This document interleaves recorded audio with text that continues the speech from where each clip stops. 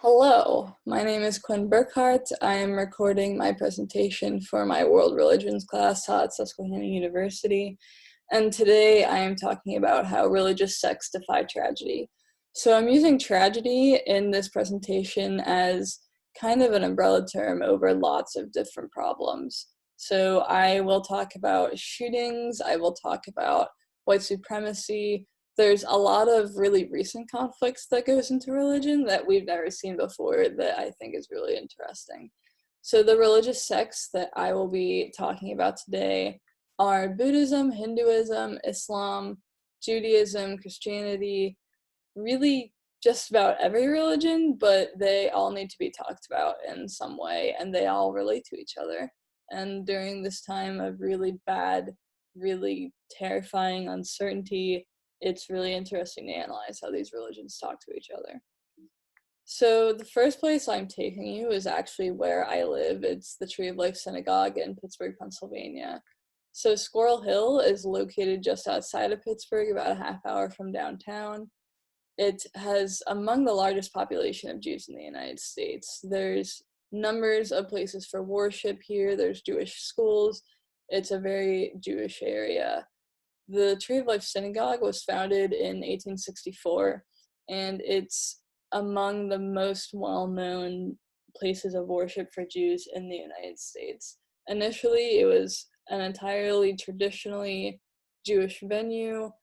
In the last 10 or 20 years, it's gotten much more progressive and relevant to problems that religions face today, which is both good and bad. A lot of religions are still stuck in their ways. A lot of religions want to move forward. So this debate over traditional versus progressive is also really, really a hot spot for religions today. So this is a picture of the memorial outside of the synagogue after the synagogue shooting. So this occurred in October of 2018. 11 people were killed during a morning service. All of these people ranged from really young in their 30s to really old, nearly 100 years old. So it was a really wide age range. All were connected in some fashion to Holocaust survivors, mostly from people they knew, people they grew up with. There was information initially spreading that one of these women killed in the shooting was a Holocaust survivor, but that was later debunked. So these people have lived through a lifetime of violence against them, and obviously we see how religious violence has carried on through the decades in this country. This shooting was reportedly a response to white nationalism and the rise in the neo-Nazi population since 2015. White nationalism has always been a thing in this country since really the country was founded. It's seen as patriotic. Some people think that it's more of an extremist point of view in Christianity, but nonetheless, white nationalism does tend to go violent. It's an extremist point of view, and it really often leads to serious conflicts between not just religions but also in politics.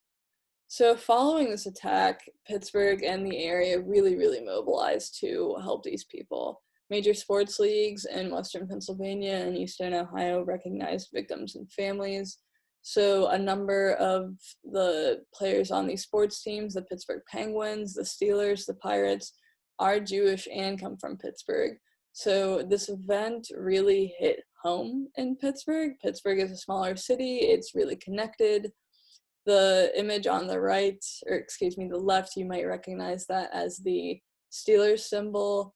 It's seen all over the place. The terrible towel is incredibly popular. The yellow diamond up top was replaced with the Jewish Star of David, and the motto "Stronger Than Hate" was added. So this was flown at a few Steelers games. Local universities and other churches, not just of Judaism, but of other religious groups, suspended their classes and events in mourning. So this was not only because these people needed time to mourn and their community had been hurt, but also because there was, as with usual with mass shootings, there was worry in the wake that other religious issues or other shootings might happen. So Pittsburgh actually really started to push for stricter gun laws, not just in the in the state of Pennsylvania, but all over the United States. So communities will often respond having each other's back and pushing for change to happen, not just for this religion, but for many others. And it does tend to go away. The Tree of Life Synagogue is still struggling to come back, but they do really, really want the government to do something about gun laws, which feed into religious conflict. So these are a few other examples of modern tragedies that we've seen in religion. They are all shootings because most recently mass shootings are what we've seen spikes happen in. So probably most notable is the Charleston church shooting. This was really highly publicized in 2015.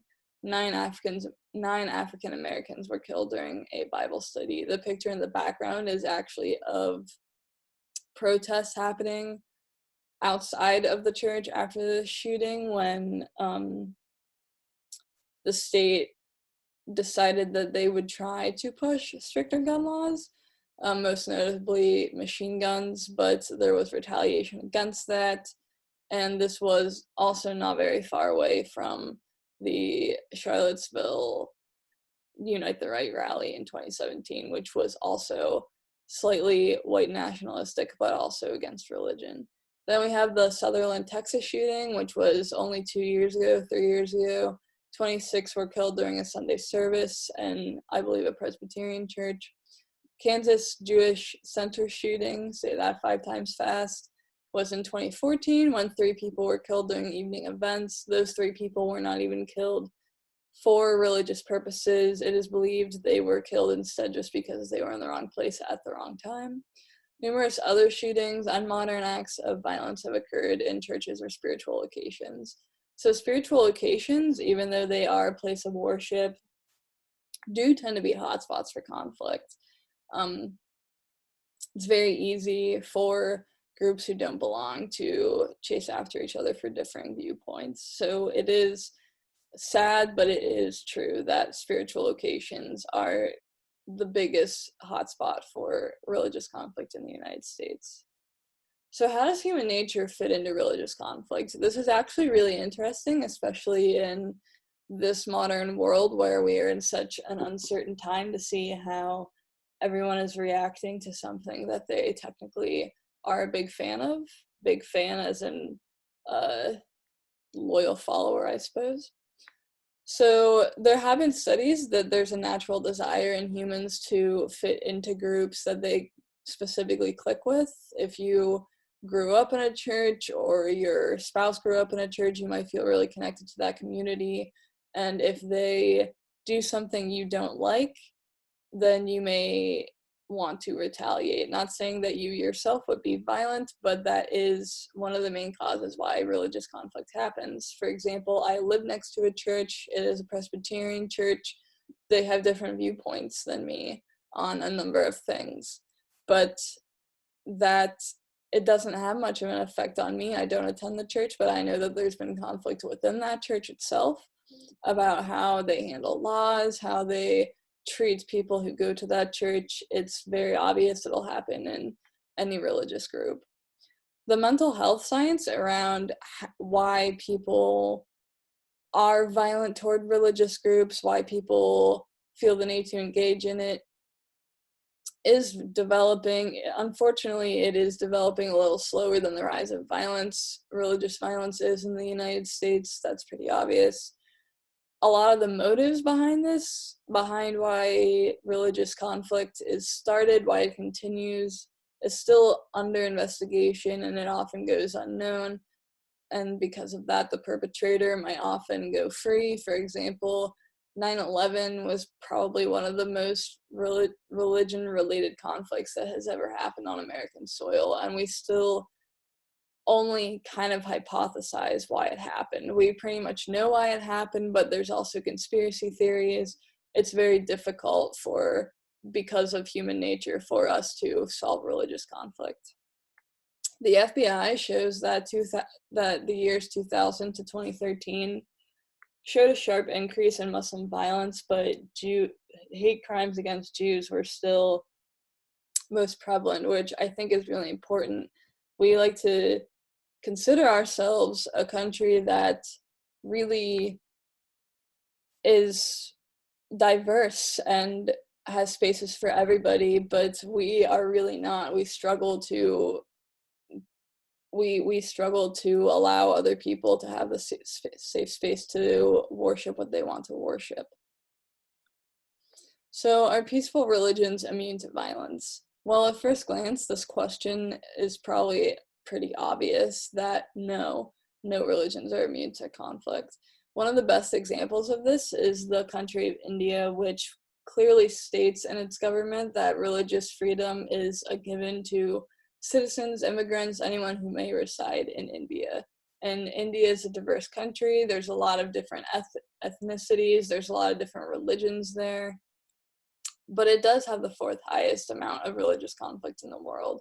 And this is partly because even though there's safe spaces for people to practice what religion they want to, some of these religions don't agree with each other, they practice differently, and because of that, it's more often than not going to turn into a hotspot for religious conflict.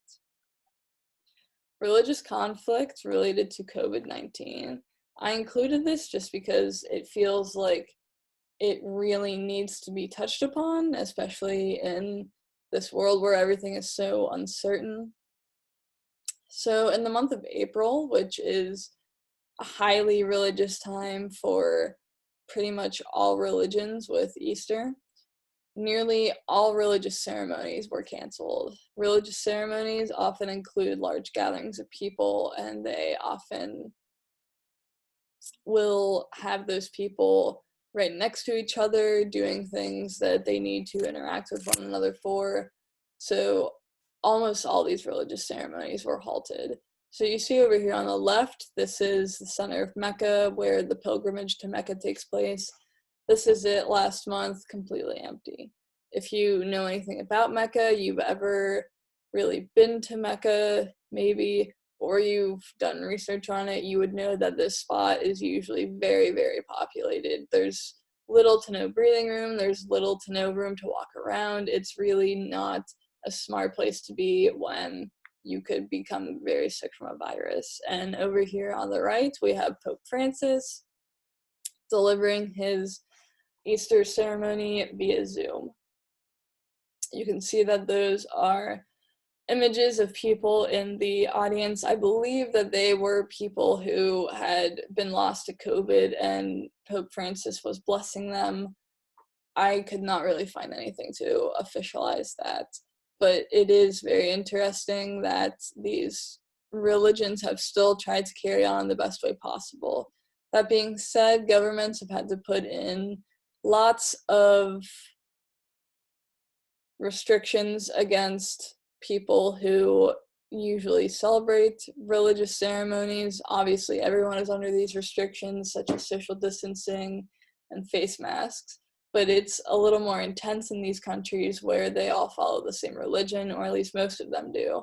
So countries such as Morocco and Saudi Arabia see government restrictions as going against religion. They see their inability to practice how they usually would going against them, which on some level makes a lot of sense, but these groups against it are often extremists, and they really will go violent if their religion is not practiced how they are. A lot of these followers also worry that religion may not turn to normal after the pandemic is over. What normal is now a really good question. We don't really know. We currently have a new normal than we ever have before. And in the Middle East, countries are especially angry with Iran, who has housed most COVID cases in the Middle East. And they're already a hotspot for religious conflict, but these countries are angry with them because they believe that they are intentionally sabotaging other religions outside of that country. So this religious conflict has really increased. There were supposedly more deaths in Iran in April due to religious violence than there were due to COVID cases. So it's a very intense issue, and it really is just beginning and adding to everything else that this pandemic is bringing. So how followers move forward? Well, we're back in Pittsburgh. You can see on the right, that's Pittsburgh in the background, and that is the Tree of Life Synagogue there about a year after the shooting. So religion has had conflicts for obviously a long time, pretty much since any religion was founded. Just as we learn new ways to explain why religious violence happens, the rate of the violence grows. So it is an uphill battle to figure out how to prevent a lot of religious conflicts from happening. But it is doable. We've seen it happen before in some places, and hopefully after COVID-19, we can realize that a lot of the ways that we were living our lives is not necessarily the best. A lot of religious conflict stems from extremists, but religious conflict does often bring people together.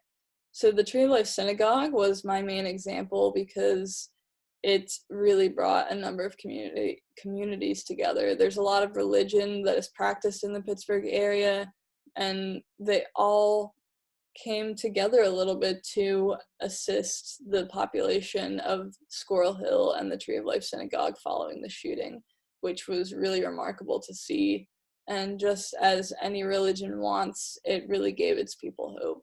So really, religious conflict is inevitable, but after this pandemic, it might actually look different than it does right now, and we might see a little more peace than we ever have before.